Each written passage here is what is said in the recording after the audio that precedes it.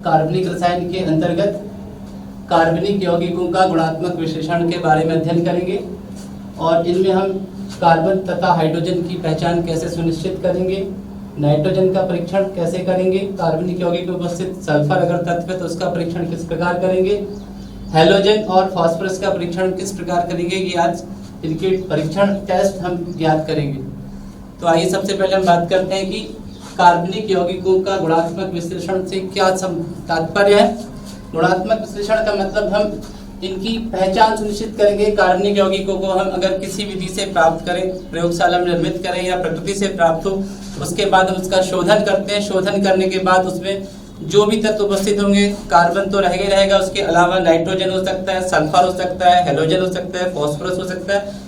ये इनकी उपस्थिति है या नहीं है, इसको सुनिश्चित करने के लिए हमको परीक्षण करने पड़ते हैं। तो हमको क्रमबद्ध तरीके से पता लगाएंगे कि इनमें ये तत्व उपस्थित है या नहीं, यानी एक प्रकार से ये प्रैक्टिकल ही है।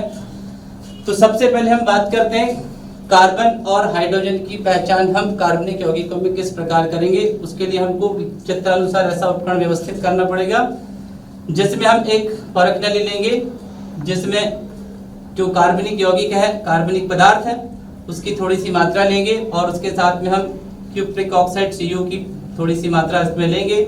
इस कांच की नली को एक दूसरी नली जिसमें एक बल्ब लगा है कांच का, और उसको दूसरी परख नली जिसमें चूने का पानी रखा हुआ है जो कि कैल्शियम हाइड्रोक्साइड होता है। इस प्रकार से हम चित्रानुसार हम अपना उपकरण व्यवस्थित करेंगे। जैसे ही हम इस कार्बनिक पदार्थ को परख नली में बर्नर के माध्यम से गर्म करते हैं तो आप समीकरण देख सकते हैं कि कार्बनिक यौगिक में उपस्थित जो कार्बन है वो क्यूप्रिक ऑक्साइड के साथ जब गर्म करते तो कार्बन डाइऑक्साइड गैस में परिवर्तित हो जाता है, और हाइड्रोजन कार्बनिक यौगिक में जो उपस्थित है वो क्यूप्रिक ऑक्साइड से अभिक्रिया करके जल वाष्प के रूप में निकल जाता है और कॉपर इसी परख नली में बचा रहता है। तो यहाँ पर दो गैस निकलेगी, एक CO2 और दूसरी जल वाष्प। ये दोनों की दोनों इस बल्ब से होते हुए इस चूने के पानी में प्रवाहित होते हैं। अब इनकी पहचान हम सुनिश्चित कैसे करेंगे? रंग परिवर्तन के द्वारा। यहाँ पर जो अनाद्र कॉपर सल्फेट जो कि सफेद रंग का होता है, जैसे ही जल वाष्प इसके पास में आती है तो ये इसका जो रंग है सफेद से नीला हो जाता है। तो जिस प्रकार कॉपर सल्फेट जो अनाद्र है जो यहाँ पे रखा हुआ है, और जब ये जल वाष्प H2 के साथ में जब अभिक्रिया करता है तो 5 अणु पानी के अवशोषित करके उसका जो रंग है श्वेत से अगर नीला हो जा रहा है तो इसका मतलब कार्बनिक यौगिक में हाइड्रोजन उपस्थित है। इसी प्रकार जो कार्बन डाइऑक्साइड है, कार्बन डाइऑक्साइड गैस हाइड्रोजन जल वाष्प में आपका अवशोषित हो जाएगी, बची कौन सी? CO2 gas. तो CO2 गैस को जैसे ही कैल्शियम हाइड्रोक्साइड, ये चूने का पानी कहलाता है, इसमें जैसी प्रवाहित होती है गैस, तो कार्बन डाइऑक्साइड जैसे चूने के पानी में प्रवाहित होती है तो चूने के पानी का रंग ऐसा दुधिया हो जाता है, दूध के जैसा मिल्की हो जाता है। अगर इस प्रकार से हो रहा है तो इसका मतलब उस कार्बनिक यौगिक में कार्बन भी मौजूद है, कार्बन भी उपस्थित है। इस प्रकार हम ज्ञात कर सकते हैं कि कार्बनिक यौगिक में कार्बन और हाइड्रोजन की पहचान एक ही उपकरण के द्वारा कर सकते हैं। तो उसका परिवर्तन, आप रंग परिवर्तन, सफेद से नीला हो जाएगा और ये रंगहीन जो जल है उसका रंग दूधिया हो जाएगा। तो इस प्रकार हम कार्बनिक यौगिकों में कार्बन और हाइड्रोजन की पहचान हम सुनिश्चित कर सकते हैं। तो इसकी पहचान के लिए कार्बन डाइऑक्साइड जो कार्बनिक यौगिक में कार्बन डाइऑक्साइड के रूप में परिवर्तित हो गया और चूने के पानी के साथ क्रिया करके चूने के पानी का रंग जो कि रंगीन होता है वो दूधिया कलर का हो जाएगा। इससे हम बता सकते हैं कि कार्बनिक यौगिक में कार्बन मौजूद है। और हाइड्रोजन का अलग से आपको परीक्षण करने की जरूरत नहीं है, सिर्फ हमने यहाँ पे क्या रख दिया, अनाद्र कॉपर सल्फेट जो कि सफेद रंग का होता है, और जब वो जल वाष्प को अवशोषित करेगा तो जलयुक्त यानी 5 अणु पानी के अवशोषित करके वो नीले रंग में परिवर्तित हो जाता है। इस प्रकार हम कार्बन और हाइड्रोजन की पहचान कार्बनिक यौगिकों में सुनिश्चित कर सकते हैं।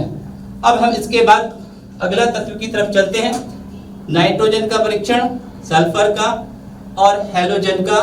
नाइट्रोजन सल्फर अगर साथ में उनका एक साथ परीक्षण कर सकते हैं, और फास्फोरस का। तो आइए अब हम चलते हैं, अगला तत्व है नाइट्रोजन, सल्फर और हैलोजन। तो ये इनका जब हम परीक्षण करते हैं कार्बनिक यौगिक में नाइट्रोजन, सल्फर और हैलोजन की पहचान करने के लिए हमको एक नया परीक्षण जिसका नाम है लेस्ने या लेसेग्ने परीक्षण, और ये परीक्षण हम उसके लिए तैयार करते हैं सोडियम संगलन निष्कर्ष। अब सोडियम संगलन निष्कर्ष की जरूरत क्यों पड़ती है, परीक्षा का एक महत्वपूर्ण प्रश्न है। कि नाइट्रोजन, सल्फर और हैलोजन की पहचान के लिए लेस्ने विलियन या सोडियम संकलन निष्कर्ष क्यों बनाया जाता है। तो आपको पता होगा कि जितने भी कार्बनिक यौगिक होते हैं वो सहसंयोजक प्रकृति के होते हैं और उनकी जो क्रियाएं होती है वो आणविक क्रियाएं होती हैं और थोड़ी धीमी गति से होती हैं।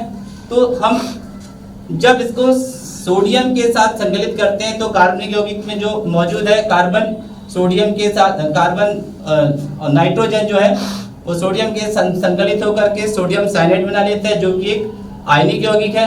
इसी प्रकार कार्बनिक यौगिक में अगर मौजूद सल्फर है सोडियम के साथ जब इसको संकलित करते हैं तो सोडियम सल्फाइड बना लेता है। इसी प्रकार हैलोजन, क्लोरीन, ब्रोमीन या आयोडीन है सोडियम के साथ संकलित होकर के सोडियम हैलाइड यानी कि सोडियम क्लोराइड, सोडियम ब्रोमाइड या सोडियम आयोडाइड बना लेता है। इसी प्रकार से अगर दोनों उपस्थित है तो सोडियम थायोसाइनेट बना सकता है। तो इस प्रकार जितने भी कार्बनिक यौगिक हैं वो आयनिक यौगिक में बदल जाते हैं। तो मुख्य उसका आंसर यह है कि आयनिक अभिक्रियाएं हम बहुत शीघ्रता से होती है, बहुत कम समय में होती है। इनका प्रयोगशाला में परीक्षण आसानी से रंग परिवर्तन के द्वारा देख सकते हैं। इसलिए हम लेस्ने विलियन या सोडियम संकलन निष्कर्ष बनाते हैं। तो परीक्षा का महत्वपूर्ण प्रश्न है जो कि परीक्षा की दृष्टि से कई बार पूछा भी गया है कि नाइट्रोजन, सल्फर और हैलोजन की पहचान के लिए हमें सोडियम संकलन निष्कर्ष क्यों बनाया जाता है। तो इसका मुख्य कारण है कि कार्बनिक यौगिक सहसंयोजी प्रकृति के होते हैं और उनकी प्रकृति को हम किस में बदल रहे हैं, आयनिक। तो नाइट्रोजन में सोडियम धन आयन, साइनाइड ऋण आयन, सोडियम धन आयन, सल्फाइड ऋण आयन, सोडियम धन आयन, हैलाइड ऋण आयन। तो कुल मिलाकर के धन आयन और ऋण आयन में हम इसको परिवर्तित करते हैं, मतलब आयनिक यौगिक में इसको बदल रहे थे। ये इसका मुख्य उत्तर है और परीक्षा में पूछा भी गया है। अब हम नाइट्रोजन का परीक्षण किस प्रकार करेंगे। तो सबसे पहले हम आते हैं नाइट्रोजन के परीक्षण के लिए। तो सबसे पहले हमको बनाना क्या पड़ेगा, सोडियम निष्कर्ष बनाना पड़ेगा। सोडियम निष्कर्ष बनाने के लिए हमको एक छोटी सी ज्वलन नली होती है जिसको हम इग्निशन ट्यूब कहते हैं। उस छोटी सी ज्वलन नली में कार्बनिक यौगिक जिसमें कि नाइट्रोजन, सल्फर या हैलोजन उपस्थित है उसको लेते हैं और थोड़ा सा सोडियम, दोनों को सबसे पहले हम बर्नर में गर्म करते हैं हल्का सा ताकि वो गल जाए, फ्यूज हो जाए।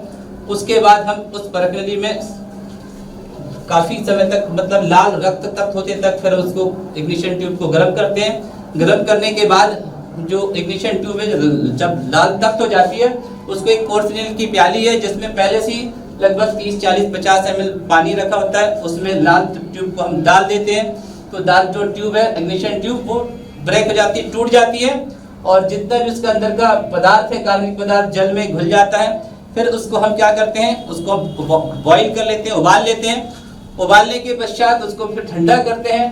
ठंडा करने के बाद हम फिर उसको छान लेते हैं। तो जो छनित है वही कहलाता है सोडियम संकलन निष्कर्ष, जिसको हम बोलते हैं लेस्ने या लेस्ने विलियन। तो लेस्ने विलियन क्यों बनाते हैं तो आपको पता चल गया, क्योंकि इसमें अब कार्बनिक यौगिक आयनों के रूप में मौजूद रहता है। यानी कि जो नाइट्रोजन है साइनाइड के आयन के रूप में रहेगा, सल्फर सल्फाइड आयन के रूप में रहेगा और हैलोजन हैलाइड आयन के रूप में रहेगा। इसलिए हम इसको सोडियम संकलन निष्कर्ष बनाते हैं। तो सबसे पहले हम पता करेंगे कि नाइट्रोजन का परीक्षण हम किस प्रकार करेंगे। परीक्षा का प्रश्न है कि आप कार्बनिक यौगिक में मौजूद जो नाइट्रोजन है उसका परीक्षण किस प्रकार से करेंगे। तो उसकी रासायनिक अभिक्रिया आप देख सकते हैं। तो सबसे पहले हमको क्या करना है, परख नली में थोड़ा सा कार्बनिक पदार्थ लेंगे। उस कार्बनिक पदार्थ में हम ताजा बना हुआ कार्बनिक पदार्थ में आपको मालूम है कि हमने चूंकि सोडियम निष्कर्ष लिए हैं, सोडियम निष्कर्ष को थोड़ा सा लेंगे। कार्बनिक यौगिक सोडियम निष्कर्ष के रूप में रहेगा जिसमें नाइट्रोजन सोडियम साइनाइड के रूप में मौजूद होगा। इस सोडियम साइनाइड मतलब जो कि आपका क्या है सोडियम निष्कर्ष है, उसमें हम क्या मिलाएंगे, ताजा बना हुआ फेरस सल्फेट का विलयन। जैसे ही ताजा बना सल्फेट का विलयन लेते हैं, पहले फॉरेक्स हाइड्रोक्साइड बनता है, फिर उसके बाद वो परिवर्तित हो जाता है सोडियम फेरोसाइनाइड में। उसके बाद इसमें हम थोड़ा सा इसको गर्म करते हैं। गर्म करने के बाद इसमें HCl मिलाते हैं। HCl मिलाने के बाद फिर हम इसमें मिलाते हैं फेरिक क्लोराइड का विलयन। फेरिक क्लोराइड का विलयन जैसे ही मिलाते हैं तो सोडियम फेरोसाइनाइड सीधे किससे बदल जाता है, फेरिक फेरोसाइनाइड का यहाँ पे नीला रंग प्राप्त होता है। क्योंकि ये प्रैक्टिकल है तो प्रैक्टिकल के अकॉर्डिंग आप सबसे पहले क्या लेंगे, परख नली लेंगे। उस परख नली में सोडियम निष्कर्ष डालेंगे। सोडियम निष्कर्ष में आपका जो नाइट्रोजन है सोडियम साइनाइड के रूप में मौजूद है, उसमें फिर हम थोड़ा सा ताज़ा बना हुआ फेरस सल्फेट का विलयन मिलाते हैं। उसके मिलाने के बाद थोड़ा सा उसमें हम गर्म करके फिर उसमें सांद्र HCl डालते हैं। सांद्र HCl डालने के बाद फिर हम उसमें मिलाते हैं फेरिक क्लोराइड का विलयन। जैसे फेरिक क्लोराइड का विलयन बनाते हैं तो एकदम से आपका रंग जो है एकदम परिवर्तित होकर के क्या बन जाता है, नीला रंग परिवर्तित हो जाता है। अगर नीला रंग आ रहा है तो इसमें कार्बनिक यौगिक में नाइट्रोजन तत्व मौजूद है, अगर नहीं आ रहा है तो फिर अनुपस्थित है, फिर या फिर कोई और दूसरा तत्व हो सकता है। तो नाइट्रोजन का परीक्षण में इतना ही। तो अब हम सल्फर का परीक्षण कैसे करेंगे, कार्बनिक यौगिक में उपस्थित जो सल्फर है उसकी पहचान कैसे सुनिश्चित करेंगे, परीक्षा में इंपॉर्टेंट प्रश्न पूछा गया है। तो इसके लिए हम सबसे पहले सोडियम निष्कर्ष लेंगे। परखनली में सोडियम निष्कर्ष 2 ml के लगभग आप लेंगे। उस सोडियम निष्कर्ष में जो सल्फर है वो सोडियम सल्फाइड के रूप में मौजूद होगा, क्योंकि कार्बनिक यौगिक में उपस्थित सल्फर सोडियम के साथ संगलित होकर के सोडियम सल्फाइड बना लेता है, जो कि कायनिक प्रकृति का होता है, जिसमें सल्फाइड आयन मौजूद होते हैं। तो इस सोडियम निष्कर्ष का हम 2 ml परखनली में लेंगे। फिर उसमें लेड एसीटेट डालने के पहले हम थोड़ा सा एसिटिक एसिड डालते हैं, फिर उसके बाद उसमें लेड एसीटेट जैसे ही मिलाते हैं विलयन, तो तुरंत उस परखनली में जो रंग है वो काले रंग का अवक्षेप प्राप्त होता है। जैसे ही काले रंग का अवक्षेप प्राप्त होता है तो इससे हम ये पता लगा सकते हैं कि उस कार्बनिक यौगिक में सल्फर तत्व मौजूद है। इसका एक और दूसरा परीक्षण है सोडियम निष्कर्ष हम लेंगे 2 ml। उसमें अगर हम सोडियम नाइट्रोप्रोसाइड की सूक्ष्म मात्रा उसमें जैसे ही मिलाते हैं विलयन की, तो सोडियम निष्कर्ष जो कि आपका रंगहीन है उसमें जैसे ही हमने सोडियम नाइट्रोप्रोसाइड की मात्रा मिलाया तो उसका रंग भी बैगनी रंग बदल जाता है, बैगनी रंग में परिवर्तित हो जाता है। बैगनी रंग सोडियम थायोनाइट्रोप्रोसाइड बनता है, क्योंकि इसमें सल्फर मौजूद हो जाता है। तो सोडियम नाइट्रोप्रोसाइड में जैसे ही सल्फाइड आयन के साथ अभिक्रिया करेगा और तुरंत आपको कलर यानी रंग परिवर्तन के द्वारा हम बता सकते हैं कि इसमें सल्फर तत्व मौजूद है। तो 2 परीक्षण इसके, या तो आप लेड एसीटेट के साथ कर सकते हैं या सोडियम नाइट्रोप्रोसाइड के साथ। अगर सोडियम निष्कर्ष में सूक्ष्म मात्रा में हम लेड एसीटेट मिला रहे हैं तो लेड सल्फाइड का काला अवक्षेप प्राप्त होगा। यदि आप सोडियम निष्कर्ष सोडियम सल्फाइड में सूक्ष्म मात्रा में लगभग आपको 2 ml लेना है सोडियम निष्कर्ष टेस्ट ट्यूब में परखनली में, और उसमें सूक्ष्म मात्रा में आप जैसे ही सोडियम नाइट्रोप्रोसाइड का विलयन डालते हैं तो एकदम से परखनली में जो रंग परिवर्तन आपको दिखाई देगा, जो आपका सोडियम निष्कर्ष रंगहीन था, पानी के जैसा दिखाई दे रहा था, वो तुरंत बैगनी रंग में परिवर्तित हो जाता है। इससे सल्फर की उपस्थिति सुनिश्चित होती है। परीक्षा में महत्वपूर्ण प्रश्न आपको पूछा जाएगा, कार्बनिक यौगिक में सल्फर की उपस्थिति आप कैसे सुनिश्चित करेंगे। तो 2 टेस्ट है, किसी एक टेस्ट के द्वारा परीक्षण के द्वारा सुनिश्चित कर सकते हैं, या तो लेड एसीटेट का करें या फिर सोडियम नाइट्रोप्रोसाइड के बाद। इसके बाद हम आते हैं, अगर कार्बनिक यौगिक में नाइट्रोजन तथा सल्फर दोनों साथ में मौजूद है तो हमको अलग अलग नाइट्रोजन सल्फर का परीक्षण करने की आवश्यकता नहीं है। हम एक ही परीक्षण के द्वारा हम नाइट्रोजन और सल्फर का एक साथ परीक्षण कर सकते हैं, क्योंकि कार्बनिक यौगिक में आपके सामने रहेगा सोडियम थायोसाइनेट, क्योंकि आपने सोडियम को संकलित किया। दोनों अगर कार्बन के साथ में अगर नाइट्रोजन सल्फर है तो सोडियम थायोसाइनेट के रूप में मौजूद रहेगा। तो सोडियम निष्कर्ष में आप 2 ml के आप लगभग टेस्ट ट्यूब परखनली में लेंगे और उसमें फेरिक क्लोराइड का विलयन जैसे ही आप डालते हैं, तो ये चूंकि रंगहीन विलयन है सोडियम निष्कर्ष का सोडियम थायोसाइनेट, जैसे ही आप उसमें फेरिक क्लोराइड मिलाएंगे तो तुरंत ही आपको खून के जैसा रक्त जैसा लाल रंग फेरिक थायोसाइनेट का प्राप्त होगा। फेरिक थायोसाइनेट का एकदम रक्त जैसा लाल रंग प्राप्त होगा। ये सुनिश्चित करता है कि उस कार्बनिक यौगिक में नाइट्रोजन और सल्फर दोनों तत्व साथ में मौजूद है। आसान परीक्षण है, अगर हम अलग अलग नहीं तो पहले इसको करके देख लीजिए, अगर नहीं है तो फिर आप अलग अलग भी कर सकते हैं। तो ये नाइट्रोजन सल्फर की परीक्षण एक साथ हम सुनिश्चित कर सकते हैं। आइए हम अगला तत्व की तरफ में चलते हैं, हैलोजन का परीक्षण। हैलोजन में क्लोरीन, ब्रोमीन और आयोडीन, ये 3 तत्व होते हैं हैलोजन में। क्लोरीन, ब्रोमीन या आयोडीन, इन तीनों के परीक्षण के लिए अगर हमने जो सोडियम निष्कर्ष बनाया था, सोडियम के साथ जब हम इसको संयुक्त करते हैं, जब सोडियम निष्कर्ष बनाते हैं, उसमें ये सोडियम हैलाइड यानी कि अगर Cl है तो सोडियम क्लोराइड के रूप में मौजूद रहेगा, Br रहेगा तो NaBr के रूप में मौजूद होगा, और आयोडीन रहेगा तो सोडियम आयोडाइड के रूप में। ये सामान्य अभिक्रिया है, XCl, Br या I कुछ भी हो सकता है। तो सोडियम निष्कर्ष में सोडियम हैलाइड, क्लोराइड, ब्रोमाइड या आयोडाइड उपस्थित होगा। अब जब हम सोडियम निष्कर्ष टेस्ट ट्यूब में परीक्षण के लिए लेंगे, अब उसमें सबसे पहले हम मिलाते हैं HNO3। अब HNO3 क्यों मिलाते हैं, ये परीक्षा का महत्वपूर्ण प्रश्न है। परीक्षा में पूछा भी जाता है कि क्लोरीन, ब्रोमीन, आयोडीन का जब हम परीक्षण करते हैं तो AgNO3 मिलाने के पूर्व हम नाइट्रिक अम्ल क्यों मिलाते हैं। तो नाइट्रिक अम्ल मिलाने की मुख्य वजह है, अगर आपके सोडियम हैलाइड के साथ में नाइट्रोजन या सल्फर अगर मौजूद है, नाइट्रोजन या सल्फर अगर मौजूद रहेगा तो सिल्वर नाइट्रेट के साथ क्रिया करके सोडियम क्लोराइड के साथ में अगर नाइट्रोजन या सल्फर मौजूद रहेगा तो उसमें रुकावट उत्पन्न करेगा, बाधा उत्पन्न करेगा, क्योंकि उसका श्वेत अवक्षेप आ जाएगा, आप पहचान नहीं पाएंगे उसमें सोडियम क्लोराइड है, ब्रोमाइड है। तो इसका सबसे मुख्य कार्य कि जो NaCN के रूप में नाइट्रोजन अगर होगा तो NaCN के रूप में रहेगा, और सल्फर मौजूद होगा तो सोडियम सल्फाइड के रूप में मौजूद रहेगा। तो ये जो नाइट्रिक अम्ल है इसको अपघटित कर देता है, और इसमें से आप देख सकते हैं कि नाइट्रोजन को HCN के रूप में हटा देगा, अगर सल्फर है तो उसको H2 के रूप में निकाल देगा। तो इसका मुख्य कार्य है नाइट्रोजन और सल्फर को सोडियम हैलाइड से मुक्त करना, यानी उसको अपघटित करना, और अपघटित करके नाइट्रोजन HCN के रूप में बाष्पीकृत होकर निकल जाएगा, और जो सल्फर रहेगा वो हाइड्रोजन सल्फाइड के रूप में निकल जाएगा। फिर परीक्षण में किसी प्रकार की कोई बाधा उत्पन्न नहीं होगी। अगर आप नहीं हटाते हैं तो क्या होगा, NaCN और सिल्वर नाइट्रेट के बीच में अगर हम अभिक्रिया कराएं तो AgCN का आपको सफेद अवक्षेप प्राप्त हो जाएगा। AgCN का सफेद अवक्षेप प्राप्त होगा तो आप कंफ्यूज हो जाएंगे। इस वजह से आपको इनको हटाना अति आवश्यक है। तो इसका मुख्य कारण समझ में आ गया होगा कि HNO3 हम क्यों मिलाते हैं, ताकि नाइट्रोजन और सल्फर HCN और H2S के रूप में निकल जाएं। तो अब परीक्षण की तरफ में आते हैं। सबसे पहले हमने सोडियम निष्कर्ष लिया 2 ml के लगभग, उसमें पहले हम क्या मिलाएंगे, नाइट्रिक अम्ल मिलाएंगे, उसके बाद फिर उसमें मिलाते हैं सिल्वर नाइट्रेट। जैसे सिल्वर नाइट्रेट का विलयन मिलाते हैं तो कोई ना कोई अवक्षेप प्राप्त होगा। अगर सफेद अवक्षेप प्राप्त होता है तो उसमें जो सोडियम हैलाइड है AgNO3 से क्रिया करके सिल्वर हैलाइड बनाएगा।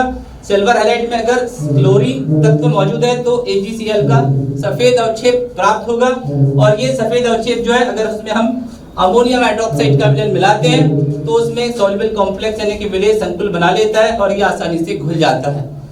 तो क्लोरीन की पहचान सुनिश्चित करेंगे तो आपने सोडियम निष्कर्ष लिया, उसमें सिल्वर HNO3 डाला, फिर सिल्वर नाइट्रेट का विलयन डाला। जैसे ही सफेद अवक्षेप आता है इसका मतलब है कि इसमें क्लोरीन तत्व मौजूद है, और जो कि अमोनियम हाइड्रोक्साइड में घुलनशील होकर एक घुलनशील कॉम्प्लेक्स संकुल बना लेता है।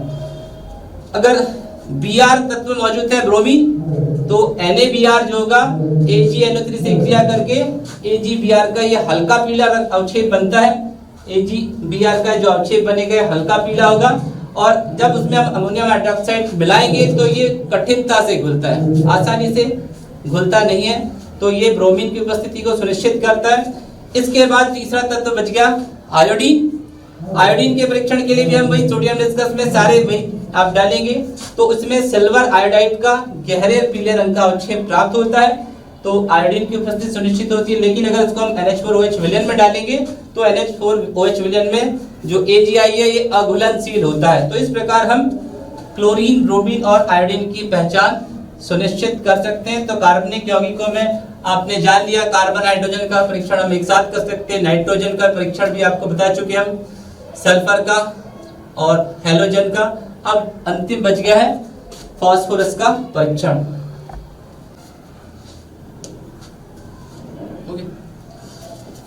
अब लास्ट बच गया तत्व कार्बनिक यौगिक में उपस्थित फास्फोरस का परीक्षण किस प्रकार करेंगे।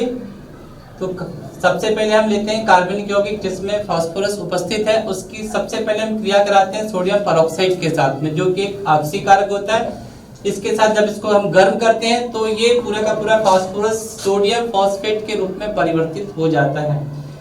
सोडियम फॉस्फेट के रूप में जब ये परिवर्तित हो जाएगा उसको फिर हम उबालते हैं। उसके बाद फिर उसमें थोड़ा सा हम नाइट्रिक अम्ल डालते हैं, कुछ बूंद। तो नाइट्रिक अम्ल जैसे ही डालते हैं तो ये पूरा का पूरा सोडियम फॉस्फेट फास्फोरिक अम्ल में रूपांतरित हो जाता है। फास्फोरस किस रूप में रूपांतरित हो गया, फास्फोरिक अम्ल में।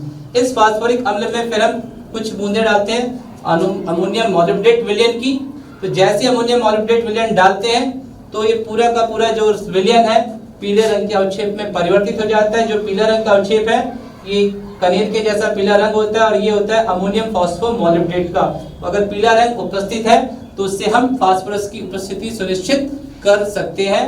इसमें जो कार्बनिक यौगिक में फास्फोरस तत्व